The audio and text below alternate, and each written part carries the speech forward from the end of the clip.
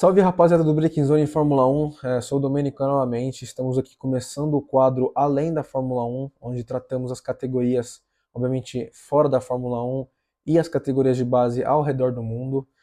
Por exemplo, neste fim de semana tivemos a IndyCar em Indianápolis, na Indy Road Course, então no tratado misto de Indianápolis, 2 fins de semana antes das 500 milhas de Indianápolis, onde tivemos o Sonso Grand Prix nesse fim de semana. Alex Palou novamente venceu sua quarta corrida na temporada, em 5 corridas que tivemos até o momento. O piloto espanhol vem dominando até então, com 97 pontos de vantagem para o piloto da Andretti Kyle Kirkwood e em P3 Christian Lundgaard da McLaren, surpreendentemente à frente do seu companheiro Pato O'Ward, que vem tendo grandes altos e baixos, aí, não vem tendo uma sequência de resultados tão constante como deveria. Ele, no momento até agora, tem 2 pódios na temporada e se encontra na quarta posição, atrás de seu companheiro Christian Lundgaard, como mencionei. E não é algo que deveríamos esperar de Pato O'Ward nessa temporada. Ele está testando muito com a McLaren na Fórmula 1. Talvez ele seja usado para algo no futuro, ou a McLaren planejava usar ele para algo no futuro, mas ele não vem demonstrando um ritmo tão bom, uma constância muito boa, como se espera de pilotos que devem chegar à Fórmula 1. Como eu falei, Alex Palou não está para brincadeira, venceu 4 das 5 corridas e a corrida que ele não venceu, ele terminou na segunda colocação em Long Beach e está com 97 pontos de vantagem para Kyle Kirkwood. E as chances dele vencer o campeonato com mais corridas de antecedência da história da IndyCar são mais altas, sempre mais altas, especialmente se ele vencer a Indy 500, que dá o dobro dos pontos. O Christian Lundgaard, que terminou em P16 esse fim de semana em Indianápolis, foi muito azarado. Ele que está colado com Kyle Kirkwood na luta pela vice-liderança do campeonato, estava ameaçando a vitória e o pódio, mas infelizmente uma caution fez com que ele não pudesse subir para o pódio.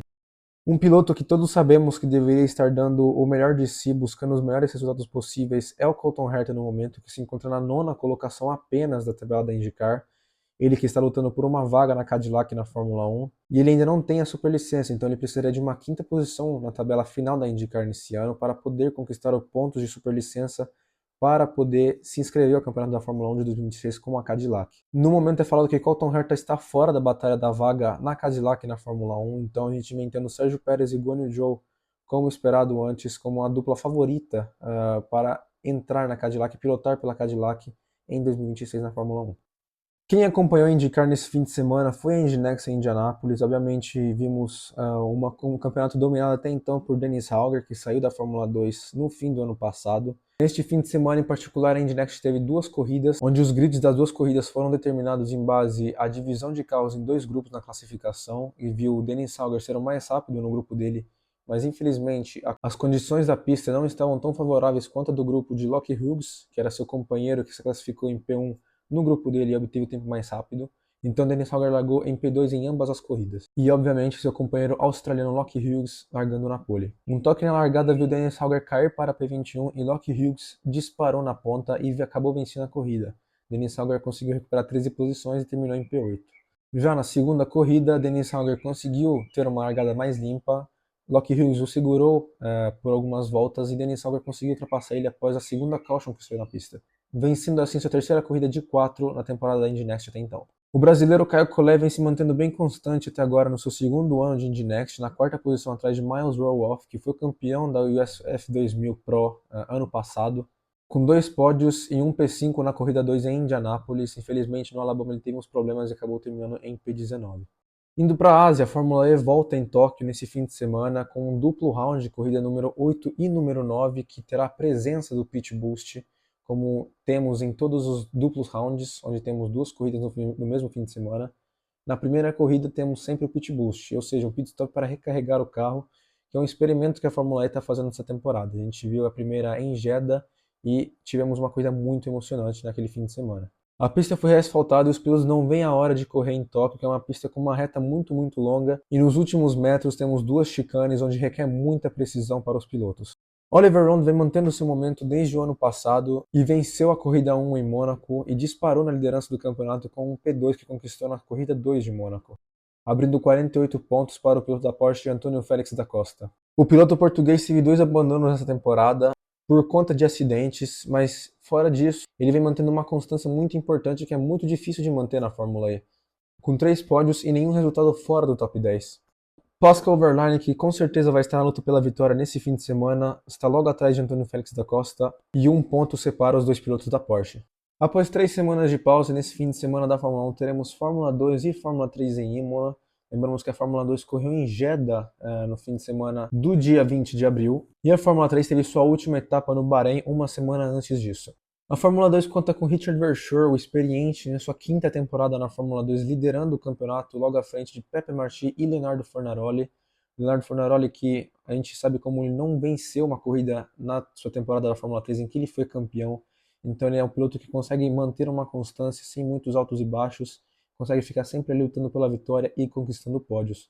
Já Pepe Martí, apesar de seus erros e de seus golpes de azar no ano passado com as falhas de motor da Campos, conseguiu se reencontrar e agora se encontra na vice-liderança do campeonato. Pepe Martí, que lembramos, tem uma vitória nessa temporada na Sprint Race da Fórmula 2 e um P2 na Sprint Race em Jeddah. Um piloto com que a gente tem que ficar de olho é Alex Dunn, que é um piloto irlandês super rápido e super agressivo no estilo Max Verstappen e não tá nem aí porque ele vem pela frente. Ele corre sem muito papo furado, ele vai na dele. E esse estilo de pilotagem dele vem se provando muito bem até agora. Ele se encontra na 4ª posição no campeonato, com uma vitória no Bahrein e um P3 na Sprint Race em Jeddah. Em Imola, a gente costuma ver uma Campos e uma Invicta muito rápida, sempre lutando pela vitória. Ano passado foi o exemplo do duelo entre Isaac Hadjar e Gabriel Bortoleto.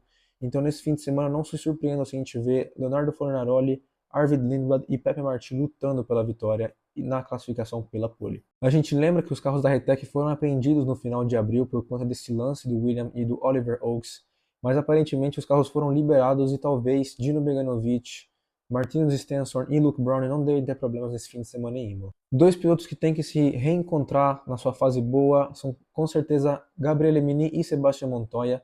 Aparentemente a Prema ainda não encaixou um bom carro nesse regulamento novo, mesmo se é o 2º ano. E tanto Gabriele Mini quanto Montoya agora estão vindo para as pistas europeias, que são pistas que eles conhecem bem mais, com certeza.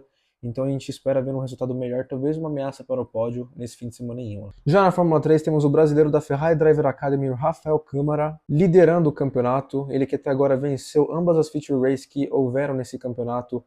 Ele vem tendo um probleminha aí nas sprint race, que ele abandonou na Austrália e teve um P12 somente no Bahrein após ter um problema na sua largada. O Rafa que, embora as pole positions e as voltas mais rápidas em ambas as feature races que ele venceu, ele está tendo muitos problemas com a largada, tanto no Bahrein quanto na Austrália. Ele não se encaixou bem com a embreagem ainda e perdeu posições na largada no Bahrein que eram muito importantes até. Nesse caso estou falando a posição que ele perdeu no Bahrein foi para Callum Boysen na largada. Ele desceu para a 2ª posição, mas conseguiu lutar pela vitória e acabou vencendo a corrida, dominando até. É evidente que a Prema ainda não se encontrou com o novo regulamento da Fórmula 3, tanto que a gente vê Hugo Chulco, Noel Leon e Brando Badoer muito abaixo na tabela. Talvez a lineup não é das melhores, mas a Prema, que costuma ser o carro que está sempre lá no topo, lutando pelos títulos, ainda não se achou nesse novo regulamento e tem uns carros com muitos poucos pontos marcados até agora. Nesse fim de semana temos 2 novos pilotos no grid da Fórmula 3, teremos Brad Benavides e James Hadley correndo pela IX.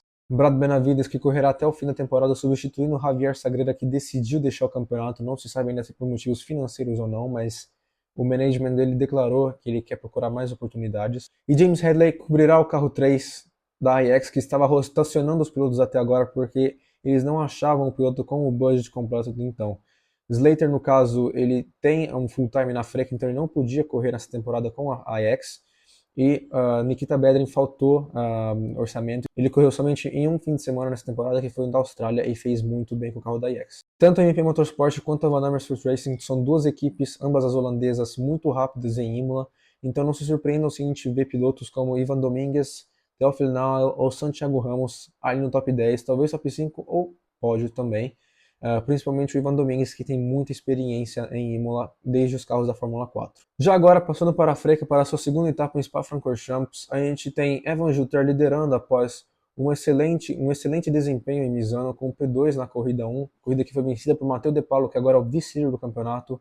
Estranhamente, a gente não tem Fred Slater no top 3 do campeonato, pois na corrida 1 de Misano ele abandonou, e na corrida 2 ele foi P2 atrás do Evan Jutter, que venceu a corrida 2, tentando ultrapassar o Jutter até o final da corrida. Matheus De Paula, como eu disse, terminou em P3 na segunda corrida, então ele também vem mostrando um ritmo muito forte e constante com a Trident, que surpreendentemente está ali no topo, mas nunca vimos ser um carro tão rápido nessa categoria. E temos o brasileiro Pedro Clerot em seu segundo ano de olho ali na briga pelo título, pois ele terminou em P4 e em P5 em Misano. Ele disse que poderia arrancar mais, tirar um resultado melhor desse fim de semana, mas teve problemas aparentemente com pneus ou problemas técnicos diferentes. Fred Slater demonstrou que ele pode tanto conquistar apoio da corrida 1 quanto da corrida 2 e vencer ambas as corridas. Disso não temos absolutamente dúvidas, mas vemos o top 3 no campeonato, então Gilbert, De Palo e Clerot muito rápidos, que podem ficar ali na cola do Clerot. Obviamente a Prema é uma equipe tecnicamente superior a outras, com muita experiência e uns funcionários bem avaliados no mercado. Então o Fred Slater, que ao mesmo tempo fez um round da Fórmula 3, está fazendo um part-time da GB3, então ele não faz a temporada completa na GB3, vem tendo mais velocidade no momento. Mas a gente tem sempre a esperança de que o nosso Pedro Clerot, o brasileiro do grid da Van Amersfoort Racing, possa lutar por vitórias em Spa até o resto da temporada. No fim de semana em Misano, estive em conversa com o representante da Tatus, que é a empresa que fabrica os carros da Fórmula Regional Europeia. Ele me informou que além da mudança no fornecimento de motores da Alpine para a Toyota na temporada que vem, também teremos um carro novo, um chassi novo entre julho e agosto, vindo aí para o campeonato da Fórmula Regional Europeia. A categoria que acompanhará a Freca em Spa nesse fim de semana será a Eurofórmula Open, categoria que está sendo liderada no momento pelo piloto de Sri Lanka, Evan David, com 2 vitórias em Portimão e um pódio no Round 1. Ele que não vem de um bom repertório na Fórmula 4 espanhola que ele fez ano passado e na Fórmula 4 dos Emirados Árabes Unidos também, sem marcar algum ponto, mas nesse pulo que ele fez diretamente para os carros de Fórmula 3, no caso a Eurofórmula Open, está se encontrando muito bem. O ex-piloto da Fórmula 3, Michael Shin, sul-coreano, fez P2 em todas as 3 corridas de Portimão, está vice-liderando o campeonato agora, e com certeza vai ter chances pelo título, pois ele está muito rápido e ameaçando o Evan David pelo P1. Fefo Barrichello, que está no seu segundo ano de Eurofórmula Open, chegou a ameaçar o pódio na corrida 1 em Portimão, mas infelizmente chegou em P4 por muito pouco. Eu acho que ele teve outros problemas também durante as outras 2 corridas que impediram dele ter uma posição mais alta, um resultado melhor no fim de semana. Fefo Barrichello nesse momento se encontra em sexto e atrás dele temos o piloto José Garcia, P7 no campeonato no momento. Ele que é cotado como piloto da IEX ano que vem na Fórmula 3. Ele estava cotado para esse ano também, mas aparentemente outros pilotos ofereceram uma grana melhor para a IEX. Ele acabou encontrando lugar na Eurofórmula Open. Até agora se fala que ele era um dos maiores candidatos ao título, mas infelizmente ele está deixando a desejar. Um campeonato que fará sua estreia nesse fim de semana é a Eurocup 3, campeonato que está em seu segundo ano e já vem tendo um grid com quase 30 carros de pilotos com nomes muito conhecidos como Kacper Stuka, Enzo Tarmaletko, que faz parte da RBR Academy. Temos também 2 brasileiros que são Alceu Feldman Neto, que vem da Fórmula 4 Brasil, e Eamon Fittipaldi Jr., que está em seu segundo ano da Eurocup 3. E é um carro que é muito mais viável para a corrida. É um carro que a gente vê muito mais ultrapassagem em respeito a um campeonato como a Freca, por exemplo. É um carro que custa menos, então para os pilotos que sofrem com orçamento, com certeza pode ser um campeonato bem mais viável para se manter em forma com os carros de Fórmula 3. Como eu falei, esse campeonato vem recebendo bons nomes, como o italiano que foi campeão da Fórmula 4 espanhola, o Mattia Colnaghi. Temos Valerio Rinicella também, que é um nome muito conhecido na região ibérica. Ele fez a Fórmula 4 espanhola, se não me engano, ano passado. E o neozelandês Zak Sculler, que lutou com Arvid Lindblad pelo título do campeonato da Fórmula Regional da Oceania esse ano. Uma das presenças ilustres desse campeonato, com certeza, também é o filho de Alexander Wurz, que é o Oscar Wurz. Alexander Wurz, que é o ex-piloto de Fórmula 1 austríaco, para quem não lembra, um piloto muito talentoso, muito subestimado, na minha opinião. Esse campeonato vai atravessar 8 circuitos pela Europa, cuja 2 datas na Espanha, na França, tem o Red Bull Ring e Paul Ricard. E na Holanda, surpreendentemente, eles não correrão em Zandvoort, mas sim em Assen, que é o circuito que eles usam para a MotoGP. Não se sabe o porquê dessa escolha, mas aparentemente é um circuito mais viável para ultrapassagens. E como falamos de Holanda, nesse fim de semana em Zandvoort teremos a GB3, campeonato que até então foi dominado por Fred Slater. Ele que, porém, como repito, não fará todos os rounds desse ano, pois ele tem um contrato full-time com a Freca. Então os rounds que ele correrá serão selecionados, ele não correrá todas as corridas. A GB3 conta com 3 corridas por fim de semana e um carro completamente novo, mas que custa muito, talvez quase ao nível da Fórmula 3 da FIA, chega a custar mais de 1 milhão de libras a temporada com ele. É um carro que também apresenta o DRS, que é uma característica que os carros dos campeonatos regionais, como a Fórmula 4, a Freca, como mencionei, não tem. Então, com certeza, é um campeonato que está deixando as corridas mais emocionantes, com certeza. Fred Slater venceu 2 das 3 corridas no round 1 em Silverstone. Logo atrás, Noah Lyles, um australiano muito talentoso aí que vem com certeza sendo candidato para o título da GB3. Tanto Slater quanto Noah Lyles sofreram na corrida 3, pois há uma inversão de grid. E Fred Slater acabou terminando em P13, enquanto Noah Lyles acabou abandonando a corrida. Um piloto para ficar de olho nesse campeonato é com certeza Gianmarco Pradel, o ítalo-australiano aí que vem da Fórmula 2 anos de Fórmula 4 italiana com a US Racing, vem tendo resultados muito promissores até o momento. Nesse campeonato temos pilotos fazendo dupla campanha, no sentido que tem piloto correndo tanto a Freca quanto a GB3, então pilotos aí com muito orçamento. Nesse caso, Ryu Yamakoshi e Fred Slater. Ryu Yamakoshi está seguindo o mesmo percurso de Slater. Como eu mencionei agora, na Eurocup 3 teremos Enzo Tarnvanitskul, o tailandês piloto da Red Bull Junior Academy. Ele que tem uma ótima carreira no kart, fará aí a dupla campanha com Eurocup 3 e GB3. Talentos a se olhar nesse novo regulamento da GB3 são com certeza Deegan Fairclough e Risa Silverstone, que vem da Fórmula 4 britânica. São pilotos que também fizeram a Fórmula 4 dos Emirados Árabes Unidos e com certeza interessaram a muitas pessoas pelos resultados que eles tiveram e pela rapidez também. Quem está presente nesse grid da GB3 é a Abby Pulling, a campeã da Fórmula 1 Academy do ano passado. Ela que vem surpreendendo todo mundo no momento, pois conseguiu um P5 e um P6 na sua estreia na GB3, carro de Fórmula 3 que não são geralmente muito compatíveis com o físico feminino, isso é algo cientificamente provado. E a Abby Pulling ela vem conseguindo superar esse limite e se colocando nas posições mais altas do grid. Infelizmente ela abandonou na corrida 3, talvez por conta da inversão do grid que muitos pilotos com o Slater sofreram. Então ela com certeza é um talento para ficar de olho, pois ela não está ali à toa para brincar, e é uma das pilotas mulheres que sim, está mais interessando no momento. Indo para a nossa última categoria nesse fim de semana, vamos para a Ásia, no Japão. Autópolis receberá a terceira etapa da Super Fórmula que conta com o nosso brasileiro Igor Fraga, que vem das corridas virtuais. Ele que até agora conseguiu um pódio em Moteg.